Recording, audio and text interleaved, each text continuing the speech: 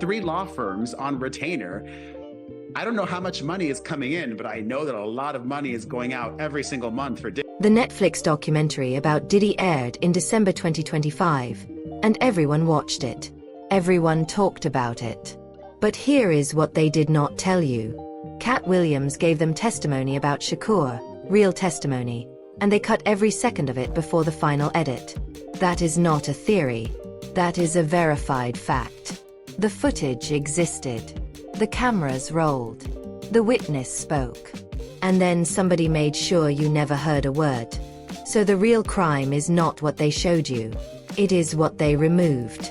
And the question is not whether the omission happened. The question is, who still has enough power to silence a witness's voice after the cameras stopped rolling, while Diddy sits in a federal prison unable to say a word? If they was in any of those freak-off tapes, if they played a part in any of those Diddy sessions, they don't want it to get out to the general public to make up their brand. That's why a lot of— Wait, let that land. Diddy is already locked up, convicted on 2 Mann Act violations in July 2025. 4 years and 2 months. He cannot produce a counter-documentary from his cell. He cannot call a press conference. He cannot do a single interview to defend himself. His voice is gone. And yet, even with him silenced, someone still reached into a finished Netflix production and pulled out Katt Williams. That means the control did not leave the room when Diddy left. It is still there, still operating, still deciding what you are allowed to know. So who is holding the scissors? The documentary was executive produced by 50 Cent. The same 50 Cent who has spent 20 years calling Diddy a liar and a coward. He built his entire media brand on exposing Diddy. He trolled him on Instagram. He made a petition to stop Diddy from using Biggie's name. He turned hatred into content. So why would 50 Cent cut a witness who could hurt Diddy? That is the strange part. He did not cut Katt Williams because the testimony was weak. He cut it because something about that testimony made the documentary dangerous to someone.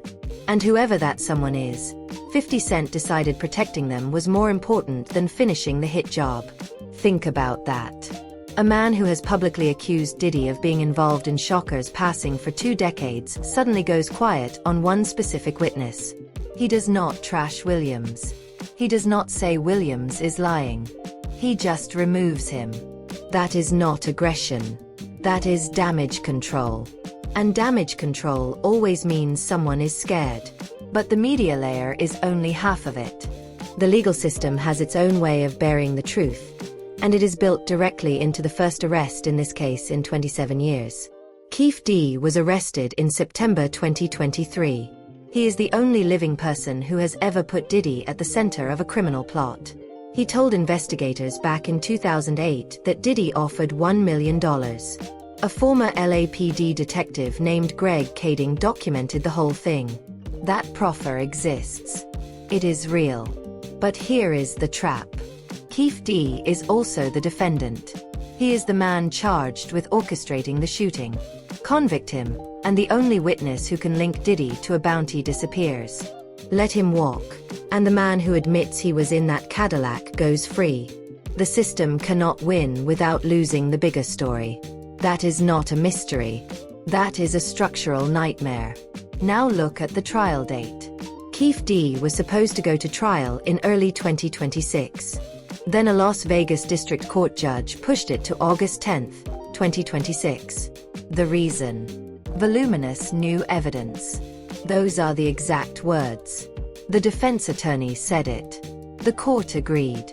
But nobody will tell you what that evidence is. Not a hint. Not a leak. Silence. And silence is the loudest signal in any investigation. If the evidence was weak, they would say it was weak. If it had nothing to do with Diddy, they would say that too. Instead, everyone is waiting. Meanwhile, Diddy sits in a Brooklyn cell on a conviction that has nothing to do with Shakur. The Shakur case cannot add a single day to his sentence. So what is the fight about? Not prison time. Legacy. Memory. whether he meets an untimely end or becomes just another disgraced executive. It's the idea here is that the state has the burden of proving it beyond a reasonable doubt. We don't think that they can prove it beyond a reasonable doubt. Also, just to go back a second about what was seized, also what was mentioned was some memorabilia, posters of Tupac and things like that, which we don't really think has a lot of evidentiary value, but, This is where the insider chatter gets ugly. The missing money trail has always been the weakest link. $1 million bounty with no payment recorded. No wire transfer. No envelope of cash. Nothing. It looks like a hole in the story. But according to people who were in the room, the money never reached Keefe D because an intermediary named Zip Martin kept it. Gene Deal said it. T.K. Kirkland said it. Both of them claimed the FBI told Shine that Zip was a dirty person who took the money and never passed it along. That means Diddy could honestly say he never paid anyone for the incident. And Keefe D could honestly say the bounty was real. Both statements would be true. The absence of evidence is not proof of innocence. It is proof of a theft that accidentally saved Diddy from a criminal charge. Is any of that proven? No. There is no public FBI document. Zip Martin has passed away. He cannot confirm or deny it. But the repetition matters. Too many people from too many different directions have told the same story. Greg Kading took Keefe D's proffer statement back in 2008. In that statement, Keefe D named Diddy. He also said Zip Martin drove a car with a special compartment for the weapon. Kading later confirmed that the same type of vehicle drove to Las Vegas that night. That is a verifiable detail, a small one, but it proves Keefe D was not just guessing. He gave investigators specific, checkable information. That does not make him credible overall. It makes him less easy to dismiss. So I doubled back on him and said, "What you mean?" He said, "Well, look, Puffy used to come to the hood." He said, "You can ask James. Him and James always been good friends, James is the one who went through some things and been tampered with." So the courts are frozen, the documentary is scrubbed, and the one person who could blow the whole thing open is sitting in a cell on an unrelated conviction while the trial waits until August 2026. You do not push a criminal case back 6 months because you found nothing. You push it back because you found too much. Someone is still investigating. Someone is still finding things. And the silence about what those things are is the loudest part of the entire mess. If the new evidence was embarrassing to Diddy, his team would be trying to bury it. If it was embarrassing to the prosecution, they would be trying to spin it. Nobody is saying anything. That is not calm. That is a holding pattern. Now think about who really benefits from the omission. 50 Cent produced the documentary. He controlled the edit. He decided what stayed and what got cut. When Katt Williams disappeared from the final version, 50 Cent did not complain. He did not demand an explanation. He leaned into the mystery. He let the omission become its own story. That is a smart media move. But it also means you never heard what Williams actually said. And Williams is not a random celebrity. He is someone who turned down alliances, refused to play the industry game, and chose distance from power. That is exactly why his voice was dangerous. He had nothing to gain by lying and nothing to lose by telling the truth. So they cut him. And the person who profited from that cut is the same person who made sure you would never see it coming. Here is the part that really stinks. Keefe D's trial was postponed because of voluminous new evidence. That evidence could be anything.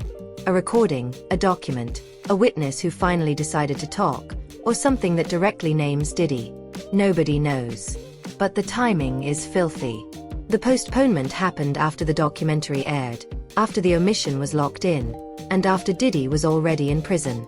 If the new evidence was going to embarrass Netflix or 50 Cent, they would have tried to get ahead of it. They would have released a statement. They would have added a disclaimer. They did nothing. They just let the trial slide into 2026 and hoped you would not notice the gap. Named Diddy 77 times in court documents related to Tupac's murder. Let me pull back for a second and tell you exactly what we actually know. Hard facts only. We know the Netflix documentary exists. We know Katt Williams was interviewed. We know his testimony about Shakur was cut from the final edit. Those are not rumors. Those are anchors. We know Keefe D was arrested in September 2023. We know his trial was postponed to August 2026 because of voluminous new evidence. We know Diddy is in prison for Mann Act violations. That is public. Everything else, the money, the intermediary, what Williams actually said, and who ordered the cut, is the pressure zone. That is where the silence lives. And where silence lives, the story is not over. It is just waiting for someone to break. So what does the omission actually mean? Netflix is not a neutral platform. It is a corporation that made a business decision. Cutting a witness is not an accident. It is a choice. And that choice protected someone. Maybe it protected Diddy directly. Maybe it protected the documentary from a lawsuit. Maybe it protected 50 Cent from having to answer why he included some witnesses and buried another. We may never know which one, but we know the effect. The public was denied a first-hand account from a person who had no reason to lie and every reason to be heard. Katt Williams did not need Diddy's approval. He did not need a record deal. He was not trying to sell you anything. That is exactly why his voice was dangerous. And that is exactly why it is gone. The courts are waiting until August 2026. The interview footage is sitting on a hard drive somewhere. The person who knows what Katt Williams said is not talking. And the only person who can break the legal trap is Keefe D himself. If he takes a plea, he might testify. If he goes to trial, he might name Diddy from the stand. If he stays silent, the trap holds. That is the pressure point. That is why the story is not fading. One of these things will crack first. The footage will leak. The evidence will be revealed. Someone inside the production will talk. Or Keefe D will decide he has nothing left to lose. When that happens, the omission will not look like an edit anymore. It will look like what it always was. A decision to let you see less than the full truth, while the people who made that decision hoped you would never ask why. Well, let me ask you this. Do you think this trial is going to be the end of the story? I have no idea. Okay. But it's a start. You know, my brother was legend. His was legend. So while Netflix edits and prosecutors wait, 3 people with direct access to Diddy have started talking. A former bodyguard, a co-founder of Bad Boy, and Shocker's own brother. These are not anonymous sources hiding behind screen names. Their names are on the record: Gene Deal, Kirk Burroughs, and Mopreme Shakur. Each of them adds a new layer to the chain. Each of them watched Diddy operate from inside his world. And each of them is now saying something that makes the omission in that documentary look less like an edit and more like a cover-up. So let me walk you through what each one brings to the table. Start with Gene Deal. He was Diddy's bodyguard. He was there, and he says he warned Diddy not to go to the Soul Train after party in Los Angeles where Biggie was shot.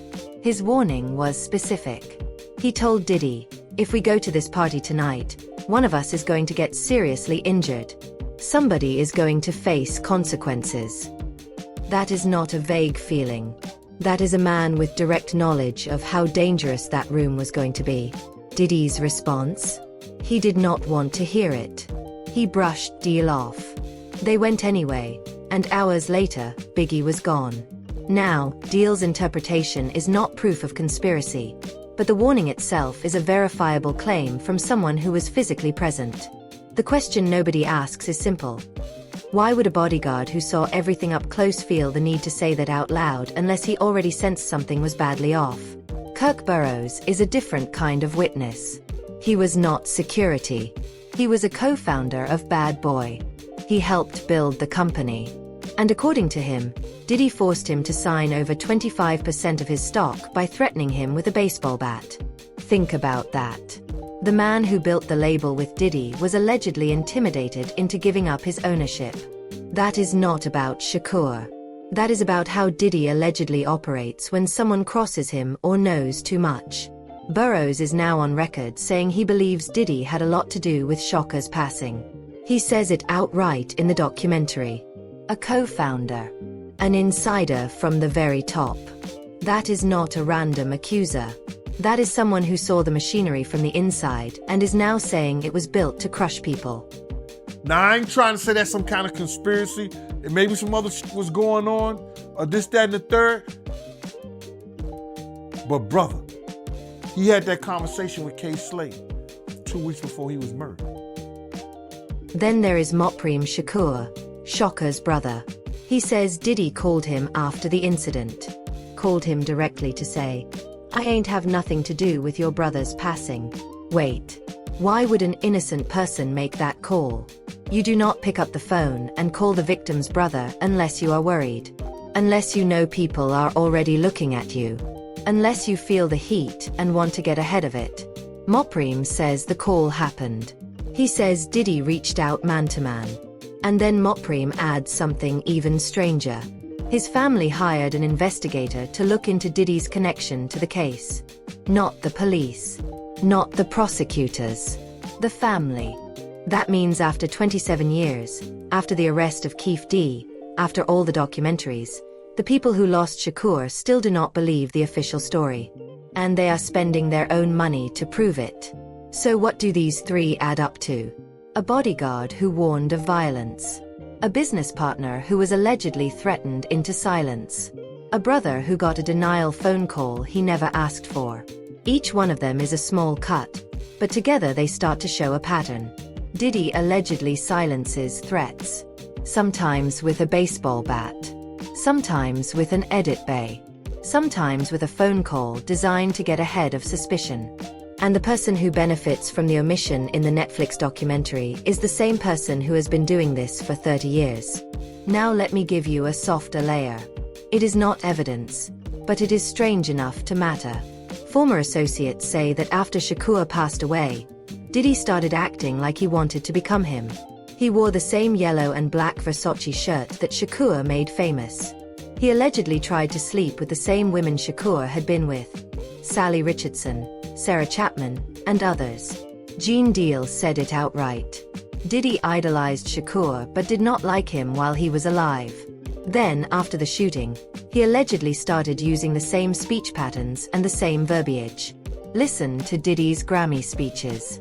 Then listen to Shakur's interviews. It is not identical, but it is close enough to make you wonder. What is that? Guilt. Obsession. A strange mix of hatred and idolatry that never got resolved? Whatever it is, it makes the whole thing feel darker. Because you got to realize, Big was that type of rapper that he could get at somebody, and I think Puff was trying to tell him, don't go that route.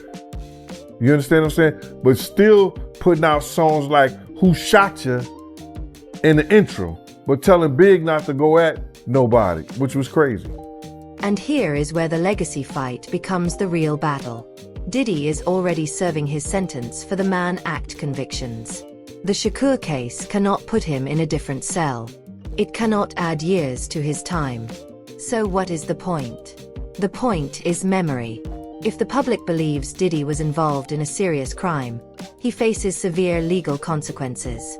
His music gets re-evaluated. His name becomes poison. If the public never hears the missing testimony, and if the omission stands, he is no longer just a music executive. That is why his team fights the narrative harder than any legal charge. They are not fighting prison time. They are fighting history. That brings us to the pressure points still alive in this story. First, the excluded Katt Williams interview. It exists on a hard drive somewhere. Former Netflix employees have access. Documentary insiders have access. Leaks happen. All it takes is one person deciding the truth matters more than their non-disclosure agreement. Second, the voluminous new evidence that pushed Keefe D's trial to August 2026. That evidence could be a recording, a document, or a witness statement that finally names Diddy directly. The court is not saying what it is. That means it is still being investigated. And while it sits there, the threat of exposure grows. Third, the Shakur family investigator. Mopreme confirmed they hired someone. No findings have been released. That is an active, secret pressure point. The family does not have to share what they find. They can wait. They can choose the right moment. And when they release something, it will have moral weight that no documentary can match. Fourth, Katt Williams himself. He has a pattern. He stays quiet. Then he chooses a moment. Then he breaks silence in a way nobody expects. He could release a statement tomorrow. He could do an interview next week. He could describe exactly what he told Netflix and why he thinks it was cut. That would explode the whole thing. Pac would have boxed him. Pac would have loved to beat his in the ring, raise some money, and give it to the hood. And then there is the lawsuit nobody wants to talk about. A woman named Ashley Parham filed a civil complaint. She alleges that Diddy assaulted her with a remote control after she made a comment suggesting he had something to do with Shakur's passing. The incident allegedly happened in March 2018. The lawsuit was filed in October 2024. Is it proven? No. It is an allegation. But the pattern is useful. Mention Shakur and Diddy's presence. And according to this complaint, violence followed. Even if the lawsuit never goes to trial, even if it settles quietly, the connection is already out there, and it fits everything else. So pull back and look at the whole picture. The documentary cut a witness. The legal system trapped its own best witness. Insiders say Diddy intimidated business partners and called the victim's brother to deny involvement. His own behavior after Shakur's passing was obsessive, imitative, and strange. A civil lawsuit ties Shakur directly to an alleged assault, and the family is still investigating. That is not a single smoking gun. That is a room full of smoke. The trial is set for August 2026. The interview footage is sitting somewhere. The family investigator is working. One of these pressure points will break first. When it does, the omission will not look like an accident. It will look like what it always was. A decision to let you see less than the full truth so the people who made that decision could protect someone. The question is whether that someone is still worth protecting. And the question you have to ask yourself is simple. If Katt Williams' testimony was harmless, why is it gone? If Diddy had nothing to do with any of this, why are so many people from inside his own world saying otherwise? Drop your thoughts in the comments. I will be watching this one all the way to August. Catch you in the next one.